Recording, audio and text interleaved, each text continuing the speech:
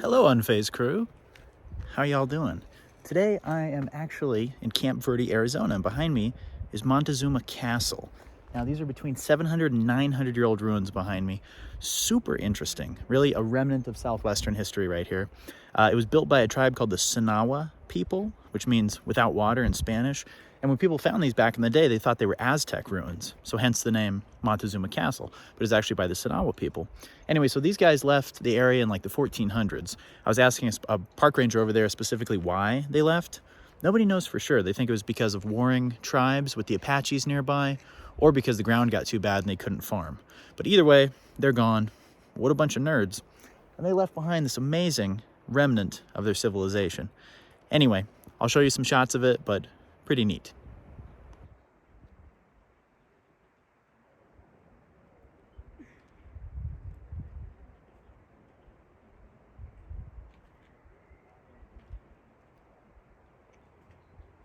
Holy shit.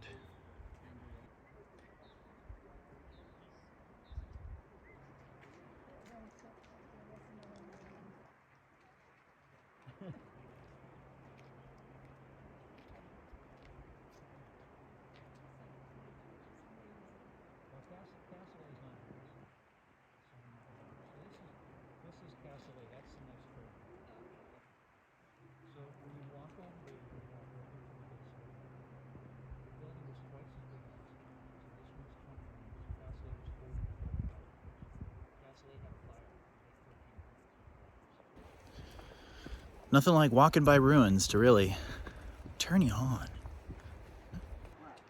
Oh boy, I better turn my tricycle around. Get a little closer look at him here. That was the equivalent of a studio apartment.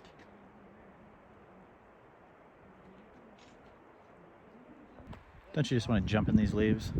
I want to jump in these leaves. So this is what those used to look like, the studio apartments I was talking about. These were little alcoves that people could take shelter in.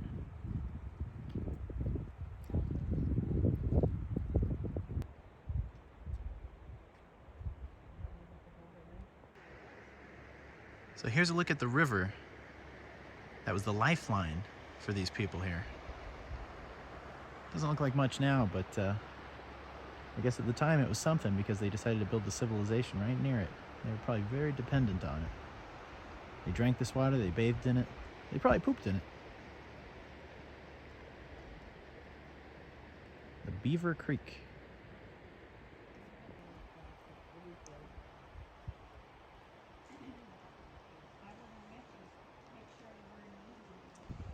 Check out these trees. Very Sleepy Hollow. A hard nut to crack.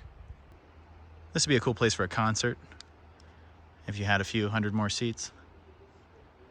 And if the sound vibrations didn't destroy the architecture of Montezuma Castle, it'd be pretty cool.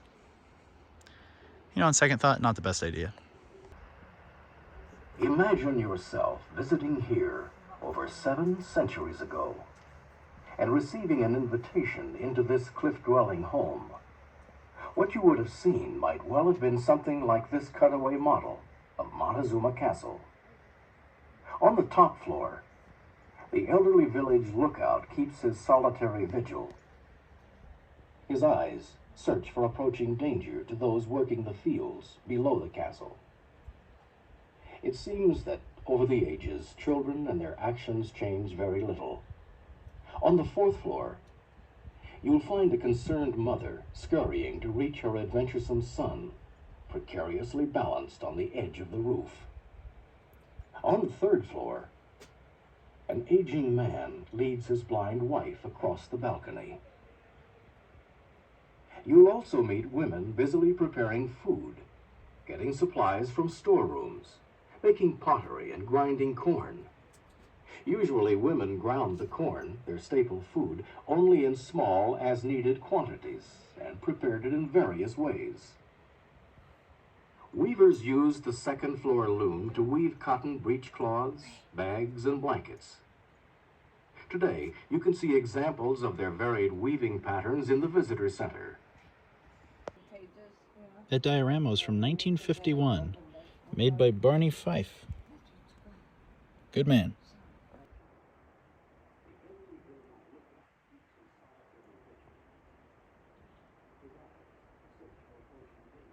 Abandoned buildings are sad. Abandoned malls, abandoned water parks, abandoned houses, all kind of depressing.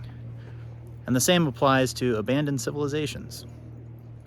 Montezuma Castle, everybody. Glad we saw it. A very important part of Southwestern history. Pretty cool.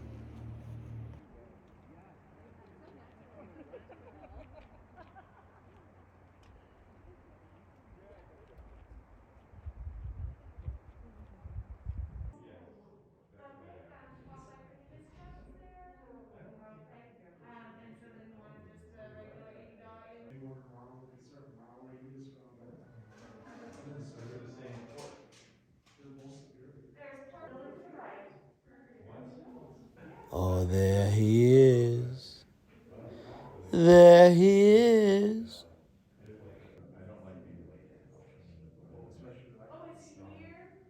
Jimmy, Jimmy, Jimmy, Jimmy, Jimmy, Jimmy, Jimmy. Always got to get a shot of the gift shop. Every historic site, we got to see the gift shop.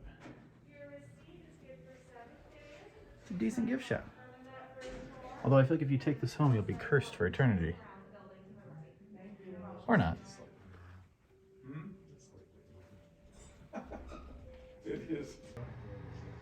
That explains a lot.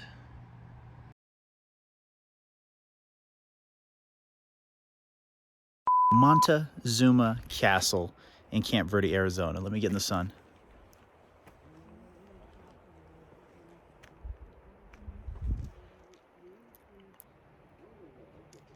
No water, because I guess there wasn't much water in the area at the time.